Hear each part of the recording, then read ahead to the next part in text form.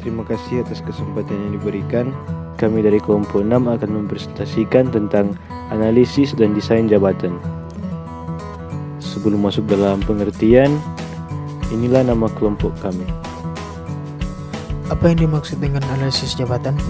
Analisis jabatan atau job analysis adalah fungsi MSDM yang berusaha memotret masing-masing jabatan dalam organisasi agar diperoleh informasi mengenai aspek-aspek penting jabatan tersebut, seperti tujuan, tugas, dan tanggung jawab, kondisi kerja, kompetensi, dan sebagainya.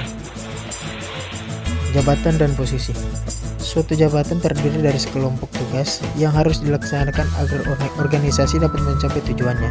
Suatu jabatan bisa hanya diduduki satu orang saja, seperti jabatan presiden dalam satu negara, atau bisa diduduki oleh banyak orang. Posisi. Posisi adalah kumpulan tugas dan tanggung jawab yang dilaksanakan oleh satu orang. Ada satu posisi untuk setiap orang dalam suatu organisasi. Apa hasil dari analisis jabatan? Pada intinya, ada 3 dokumen yang dihasilkan dari proses analisis jabatan, yaitu deskripsi jabatan, spesifikasi jabatan, dan standar kinerja jabatan. Namun ketiganya bisa digabung menjadi satu dan cakup disebut deskripsi jabatan atau job description.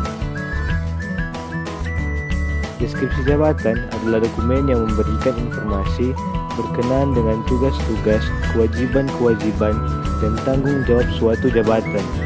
Spesifikasi jabatan adalah kualifikasi minimum yang harus dimiliki oleh seseorang agar dapat menjalankan jabatan tertentu. Apa manfaat analisis jabatan?